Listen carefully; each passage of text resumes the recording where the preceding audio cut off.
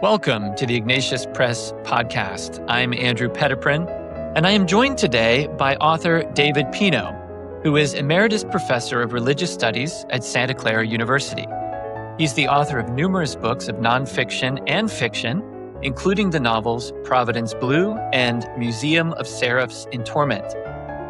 Most recently, he has published a new novel from Ignatius Press called Earth, Dragon, Run, A Spiritual Entertainment, and that will be the basis of our discussion today. Dave, welcome to the podcast. How are you? Good, thank you. And thank you especially, Andrew, for inviting me today. It's really a pleasure. Well, it's always a pleasure for me, Dave, to get to talk with authors of fiction. We cover a lot of different things on the Ignatius Press podcast, including theology books and, practical wisdom and all kinds of wonderful kind of nonfiction books. But it's great that Ignatius publishes fiction as well. And that's the topic of our discussion today. I really enjoyed reading your book, Earth, Dragon, Run, A Spiritual Entertainment. And I want to start with a word that is in the subtitle there, the word entertainment. Your book was indeed entertaining for me to read, but you make a lot of that word, actually, not only by putting it in the subtitle, but you have a little explanation or some quotes, some demonstrations of the significance of that word. So tell us, as we get into this entertaining work, what do you mean by entertainment? Well, I put it there in the subtitle so as to draw the reader's attention to the twofold meaning of the term, going back to when it first began to appear in the English language, borrowed from French in the 15th century or so. That is to say that in its original context, it often appears in terms of military usage. That is, the entertainment of troops, in the sense of the word support, sustenance, or maintenance. The idea is, the word entretien in French has the idea literally of holding a body of individuals together. So how do you keep a mass of men together in a military camp? Well, you have to support them and provide them basic provender, basic sustenance. And then over time, the meaning expanded to include the idea of how do you hold the attention of a group of people? Well, you have to amuse them. And so in a sense, what I hope in this novel is, first of all, to amuse, to offer people fun. Okay, that's the way that people think of entertainment these days.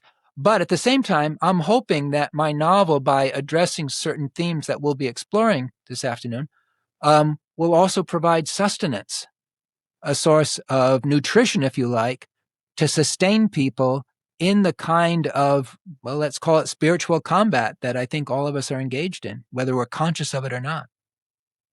That's a really helpful explanation, Dave. And let's get right into talking about some elements of the book that I think are amusing and sustaining, maybe starting with your protagonist, Daniel Quirk. And we find right there in his surname something rather amusing. So tell us briefly about him. Where does he come from in your mind, in your imagination? Yes, well, you could say, first of all, that I've been very influenced by reading Cervantes and Don Quixote, and there's a sense, I note in the novel early on that his friends and people maybe that aren't so friendly refer to him as quixotic, quirky Quirk, in the sense that he doesn't quite fit into life, at least not the life that he knows. And he's someone who he's at the start of the novel, he's just turning 70. He's been suddenly retired. We'll come back to that. He's someone who by temperament is reclusive. His profession has been that of a librarian on a college campus, but not just a librarian. He's a reference librarian. And I've worked enough on college campuses to know that the reference librarians tend to be the most reclusive of a reclusive lot. And he's someone who is more at home, more comfortable relating to animals than he is with humans. And it's for that reason that in his spare time, he does a certain amount of volunteering with stray dogs at the Humane Society. And he's also someone who, just to give you kind of a background snapshot of Daniel Quirk, he's a cradle Catholic. He's grown up with the faith, but like many of us, he's gotten a little careless, or if you say too unconscious, too comfortable. So he's kind of an, on again, off again Catholic with more off than on. And that's part of the background situation and the challenge to his growth at the very beginning of the story. Yeah, one thing that I thought was interesting, Dave, about the character of Daniel Quirk that I'm sure a lot of our readers will find interesting is that we don't find, or maybe it's just me, maybe it's what I read or watch, but it seems to me we don't find a lot of kind of retirement age protagonists in our literature and in our movies. Yeah. It seems to be like, and that's where we find Daniel in the book, in a rather unglamorous place in his life, just kind of, Yeah. reading, spending a lot of time alone. And yet he's sort of, in a sense, like invited into or stumbles into maybe the greatest adventure of his life. Was Yeah. that part of what you were getting at? Like sort of thinking, I mean, I really appreciated how your main character is in a different stage of life than many of the protagonists in literature and in cinema. Yes, thank you. The one of the things that I'm interested in exploring with readers is this whole notion of what are the possibilities for growth, regardless of what chronological stage we're at. I think you're right, Andrew, that most stories, for understandable reasons, focus on youth. Youth tends to be more glamorous because, in the original sense of the term, it's seductive. It crackles with obvious energy. People often envy youth. But the truth of the matter is that if God lets us, we will grow into the challenge of how do we be old? And then what happens to us at that age? And so often what happens is we will tend to avoid challenges if we can, human nature in our fallen state being what it is. Okay. But because of the fact that Danny is, so to speak, suddenly extruded from his job, he is forced to confront things about himself and his inner life that he had not given enough attention to. And that then constitutes what you could call a kind of call to adventure, or, as I mentioned in the novel, a sudden awareness of what the word vocation means in the sense of being called, of receiving a kind of divine summons. I think all of us experience that. It's just that we're not always listening hard enough. Yeah, and it seems when we meet Daniel Quirk in the novel that he's not particularly interested in listening either. But it's just the way God's grace works, I suppose. That sometimes He gets our attention in sometimes uncomfortable ways. And you mentioned before, and it's not giving a lot away to say that, yeah, that Daniel runs into difficulty with his job, and Yeah. I wonder if you could just speak to those circumstances, because again, you talked about amusement and sustenance before, and I Yeah. think you being, for lack of a better way of putting it, a creature of academia yourself. Yes. I think you seem Guilty very as suited. charged. Yeah. Yeah. Yes, Yeah. and I think like, for that reason you're very suited to kind of amusing us with the sometimes actually quite serious matter of kind of the nature of campus life nowadays with regard to human resource departments and all of the kind of Yeah. worldly things that it accompanies. So let me just throw it back to you to take from there. Yeah. So, without spoiling the story too much and giving away too many surprises, he gets into trouble, Danny does, early in the novel because of the fact that um, well, first of all, he's pictured, and I want to emphasize this is a fiction, right? Okay. And so a lot of what I describe is over the top, but that's the liberty that an author can take when he's writing a novel. Okay. He gets into trouble with basically the woke and diversity minded crowd on his campus. And it partly has to do, it partly has to do with the fact that he gets involved with trying to rescue some Catholic statues against individuals who are trying to deface or vandalize those statues. He's caught on video praying the rosary at one such rally, and he's wearing a baseball cap that identifies him as a Trinitarian crusader. And on top of all that, he is seen sharing with students an old Edgar Rice Burroughs Tarzan paperback, an ace paperback from way back when, that has a picture of Tarzan and his monkey on the cover. And all of that sets off all kinds of woke alarm bells among various assistant deans and deans at his college. It does seem that he's the sort of character who he certainly doesn't seem to have like a naturally activistic streak, but it's interesting that he does seem to represent the worst fears of some of the people in power, particularly in the academy nowadays, because it does seem to me that reading Daniel's character, at least when we first meet him, that the past is a place where he belongs. It's a place of richness. It's a place. It's a place to lament its demise, right? And it seems like the mainstream narrative nowadays is the past is full of nothing good. That nothing good can come of looking back there. So I wonder, if that was part of the framing of his character too. That's right, very much so. And for readers who explore the first few chapters of the novel, I linger on a kind of cinematic panorama shot scanning his library shelves, because he's chock-a-block in his one-bedroom tiny apartment with a couple of thousand books. And they represent much of the legacy of the past. And part of what the novel argues, and it's always hard to summarize ideas in a novel, partly because of the fact that I think any novel is about more than just ideas that can be abstracted in a sentence or two. But nonetheless, here we are talking about it. So I want to say a little bit about that, because Andrew, what you're saying, I think, is absolutely the case, namely that Danny feels, as does his author, that the past can be a rich resource, and cutting ourselves off from it means that we're constantly left on our own to try to reinvent ourselves. Not only is that exhausting, but it's as if we're not listening, because for people like us, and I think for so many listeners, we believe that actually we're part of a continuity that not only extends into the past, but extends into the outer world, including the unseen world. That divine realm is trying to assist us, and God tries to get our attention. And that's part of what I mean when I talk in the novel about the sense of vocation. We shouldn't let ourselves be cut adrift, both from the past and from the unseen divine world.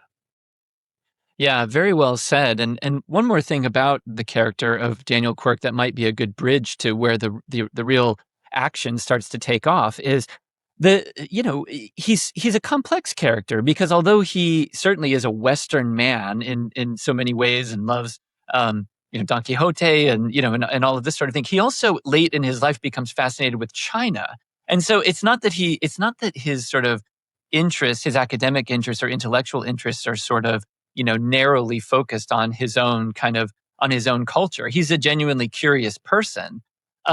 Where did it come from to have a character like him who's so interested in China, in Chinese language and Chinese culture? And then, then we'll go from there to kind of talk about the whole kind of Chinese part of the book. Right, yeah. So I should say, first of all, as is often the case, your guest author today is guilty of borrowing from his own life and imposing some of that on his characters. But since so many authors do that, I'll just, again, plead guilty as charged. What happened in my life is, you may or may not be aware that I am a lifelong Catholic, but my professional area is Arabic and Islamic studies.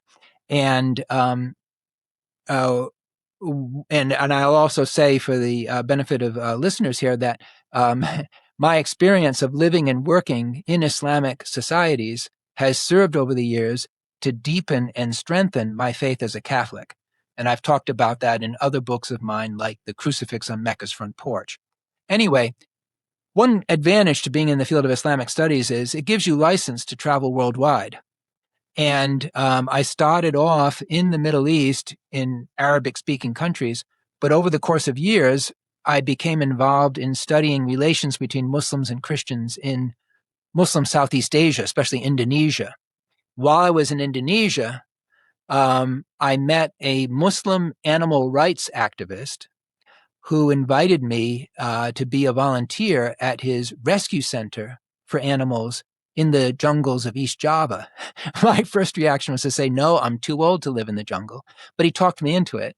And in the course of doing that work, which I loved, I began to learn about how animal trafficking throughout the world tends to have as its major market communist China for a variety of reasons, especially linked to what they call traditional Chinese medicine, or TCM. And that led me on my own to begin studying Mandarin Chinese. Okay, so that's kind of a background. We can go back more into that if you like. And then in the story, what I ascribe to Danny Quirk is he has an interest in China originally that is primarily philological. That is, he's interested in the language. He loves the beauty of the characters, and he likes to write the characters. Okay, and that can be construed as relatively superficial, but you always have to watch what you put your foot into because you get led down some interesting paths.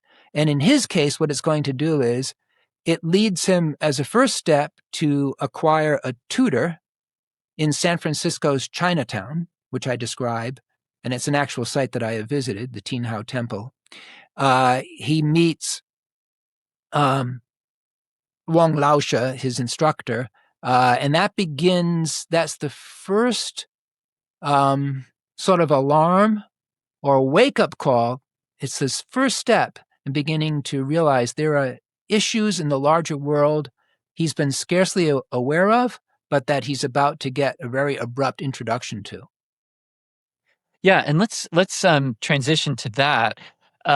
China is quite. I have found Chinese culture, the modern state of China, the Chinese Communist Party. These are all like quite mysterious entities, I think, to your typical Westerner or to your typical American.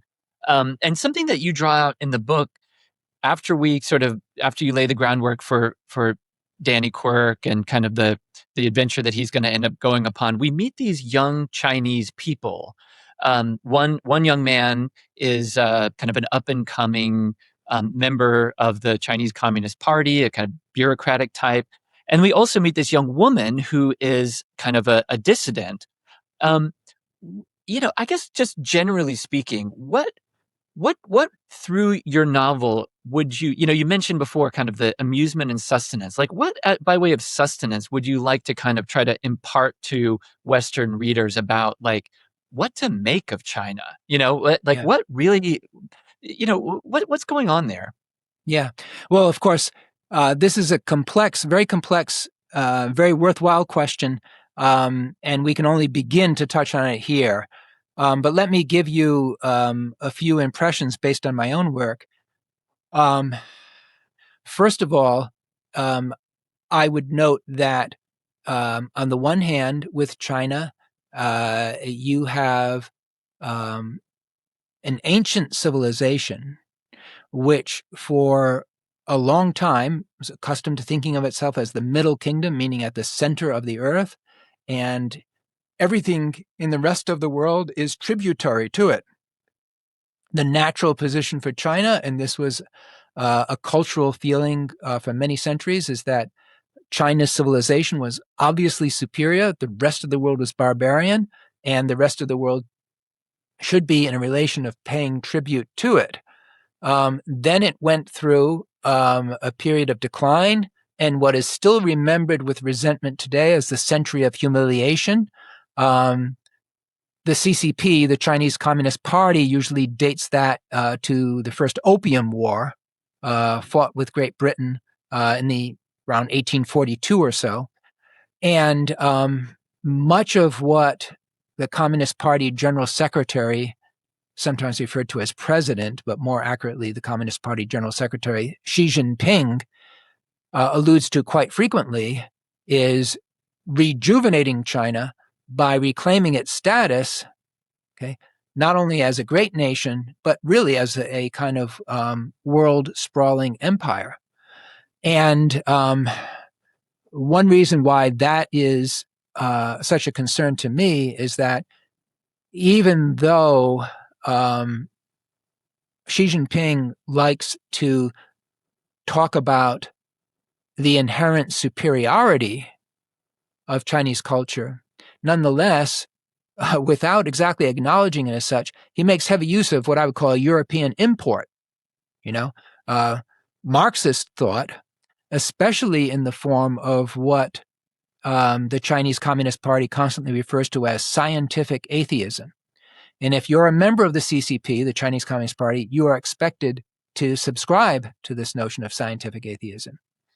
Now, what concerns me especially is the fact that not only has China increasingly become a surveillance state, but ever since Xi Jinping took power in 2012 and essentially has made himself president for life, what you have is he calls it sinicizing Chinese culture. That is basically recasting all of the dozens of ethnic groups in China in the likeness of the Han Chinese majority.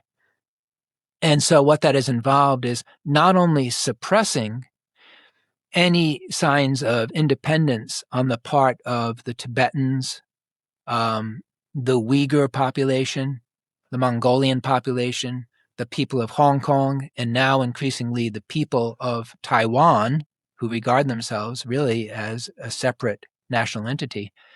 In each of those cases, and I've seen this up close, in my own time in China,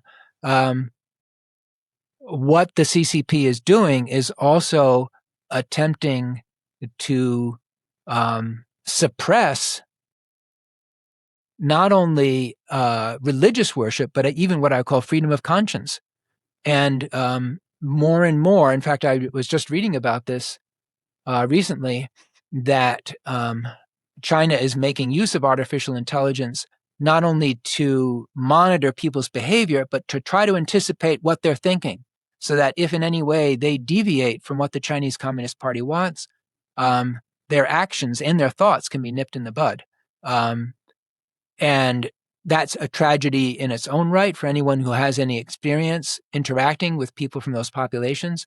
But more and more, the CCP is trying to extend its ideology in its sphere of influence ever outwards. I mean, it truly aspires to be the global hegemon. There's no doubt about that in my mind. Yeah, and that seems to come through in your book right away by virtue of the fact that when we meet these Chinese characters, they're not in China, they're in Africa. Right.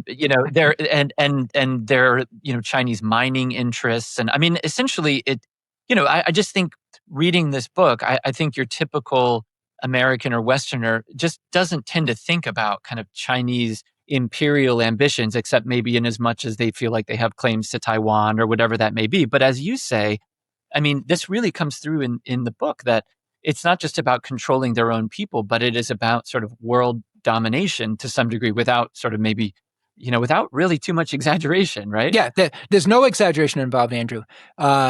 When Jody, my wife, and I were volunteering in South Africa doing the wildlife rescue, among other things, we were on anti-poaching patrols, helping to remove snares that had been put out by poachers. And what we learned, a couple of things. There's up to, it's hard to do an exact count, anywhere between 1 and 2 million Chinese businessmen active right now, especially in sub-Saharan Africa, for a lot of reasons linked to notions of traditional Chinese medicine. They have a strong preference for what they call bush meat. They themselves don't go out into the jungle or the forest or the bush, but they'll pay people a couple of dollars, local people, to go out and deplete the animal population for them. And there's a lot of Chinese acquisition of things like mines. That was based on our direct experience. We met a number of people who worked in a mine right close by where we were volunteering and removing snares.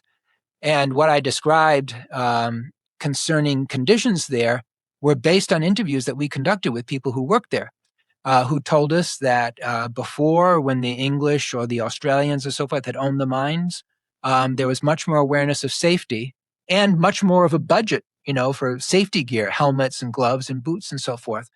Again and again, what happens, I've read and I've been told, is that when the Chinese acquire it, the first thing is the bottom line, saving as much money as possible, many more accidents, and then also authoritarianism, even in terms of relations with the workers, that the workers are told when the Chinese manager is here, you don't make eye contact, you keep your eyes averted, okay?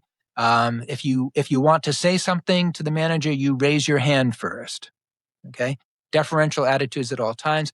And again, not a priority on the welfare of the workers. And a lot of local people are beginning to resent that, especially because of the substandard nature of the quote unquote assistance that China is providing to a lot of governments throughout Africa and much of the developing world, so that in trying to compete, say, with the West, China will undercut on the prices, but then deliver workmanship, whether it's building a hospital that collapses on the first day it's open, something like that, or a highway that washes out with the first heavy rains. Okay, so what I see going on is a kind of competition and worldwide struggle that we here in the West, especially in the States, that we're only just gradually beginning to become aware of.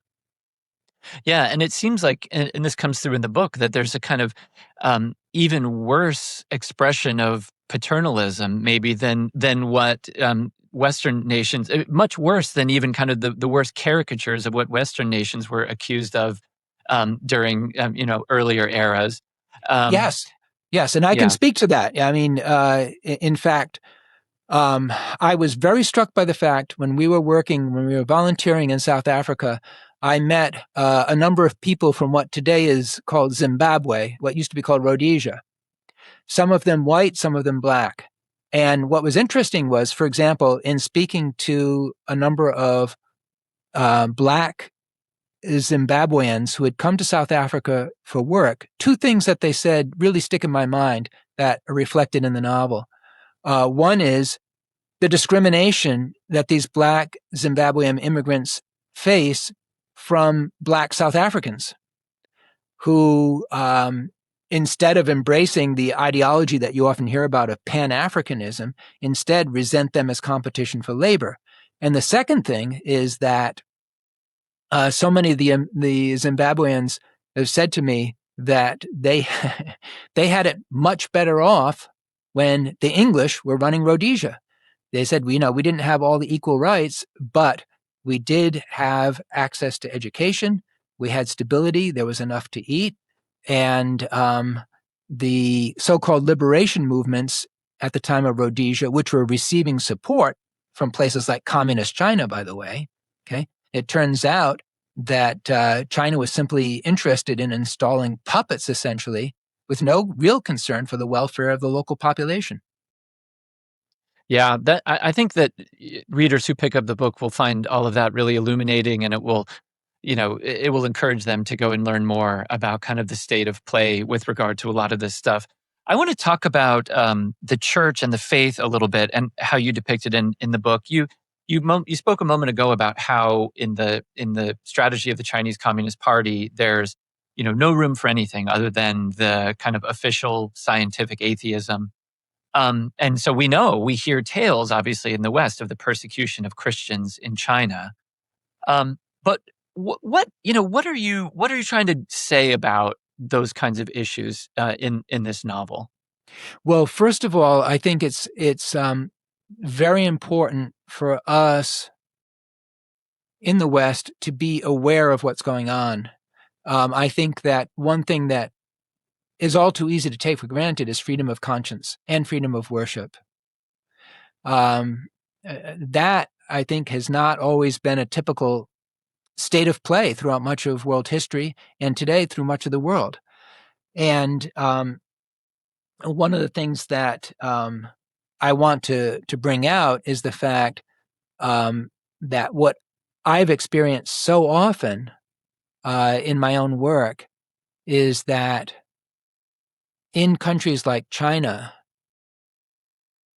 and in my own experience in Hong Kong, there you have Christian communities that have a strength of faith that is truly inspiring.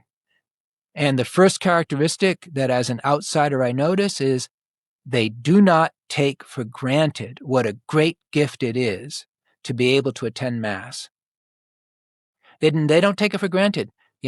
We are surrounded by richness in this country, you know, um, and we don't realize what a wonderful gift it is that we can walk into a church and freely pray. And the problem from the point of view of the CCP, okay, I mean, I see the Chinese Communist Party as a truly totalitarian entity. When I say totalitarian, I'm talking about a state-sponsored structure in which every possible resource is marshaled for the good of the state as defined by the state, so that the individual has no rights that pertain to that individual as a human being created in the image of God. Instead, the individual is there simply to serve the state.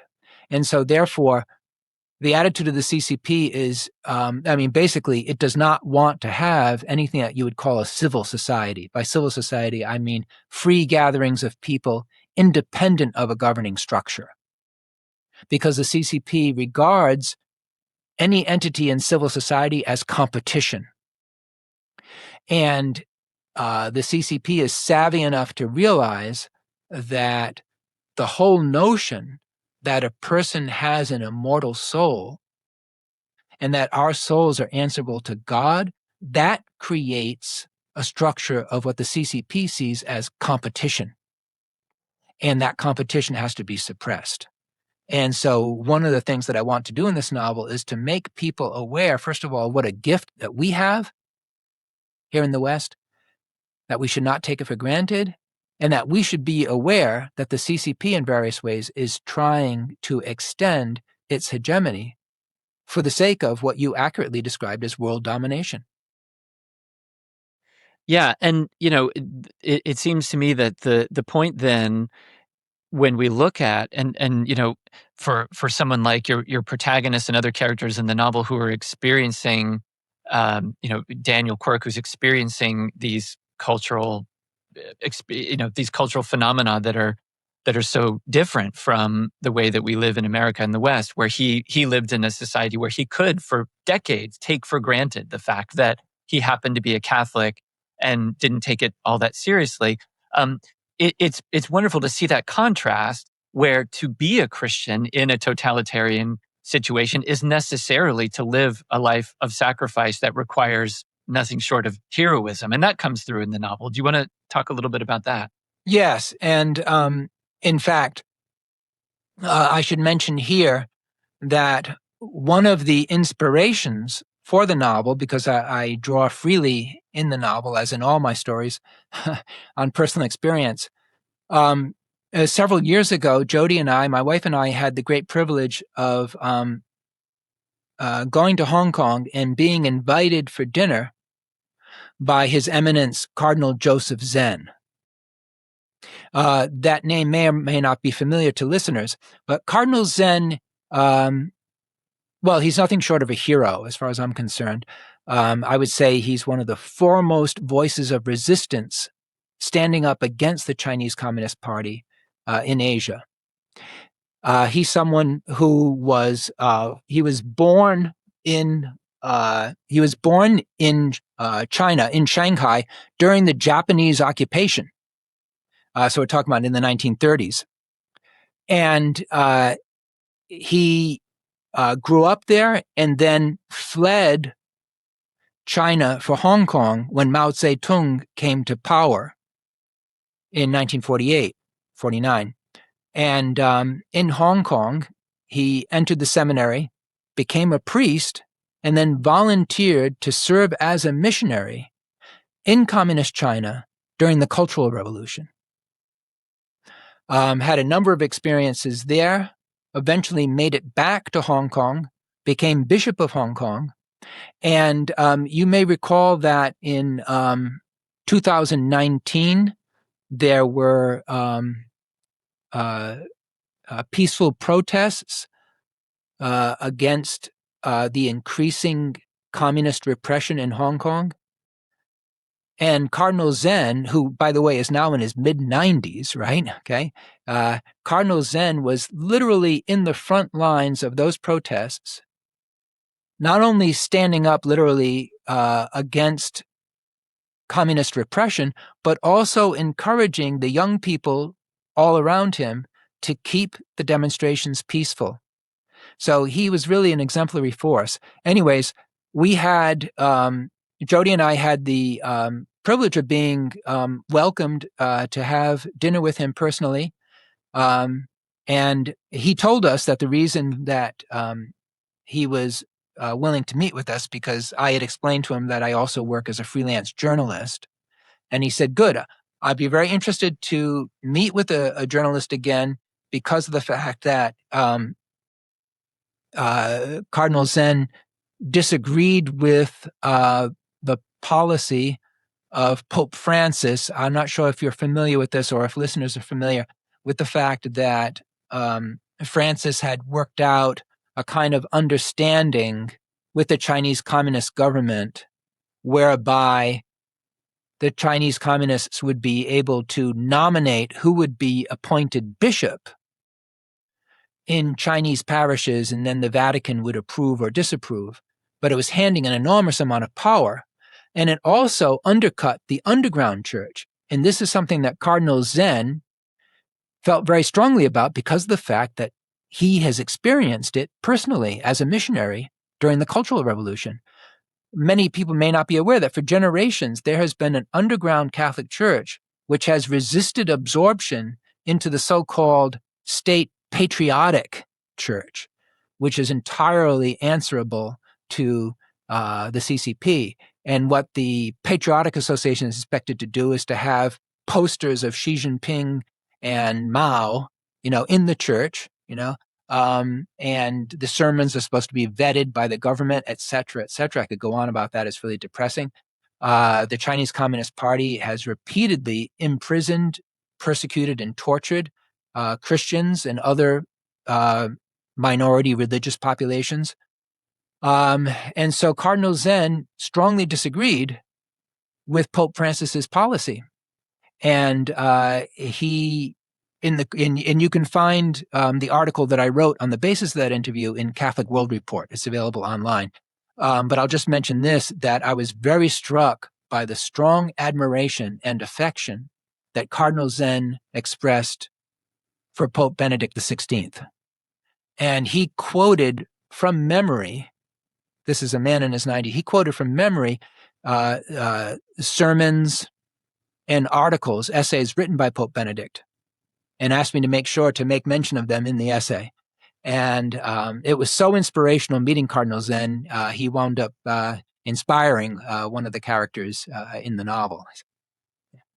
That's a wonderful story, and I do hope that our listeners and viewers, if they don't know about Cardinal Zen, that they will go and find out about him, because he is truly an inspiration. And maybe that's a good segue to just thinking about what ultimately a novel like yours wants to say about the faith, especially in places where it's difficult to practice it, if not impossible, but also in places like America where we're perfectly free to do it, and yet so many of us take it for granted. I mean, it can sometimes get very discouraging, like, evangelism or, kind of the idea of a Christian society can become, it can seem to be receding farther and farther into the distance. But I think that there's some hope. Would you agree? I mean, is that something that you try to convey in the novel? Absolutely. Absolutely. In fact, if someone were to say to me, okay, in one sentence, what is your story about? Okay, in one sentence, it's never too late to renew our Catholic faith, even if you're in your 70s or older, because that's what happens to Danny Quirk. He's someone who at the beginning of the novel, he's not sure what he's doing with himself. He gets himself into trouble at work. He's restless and adrift, jobless and friendless. And on impulse, he takes this job at an animal rescue center in South Africa. He doesn't know what he's stumbling into, but he's being called by God.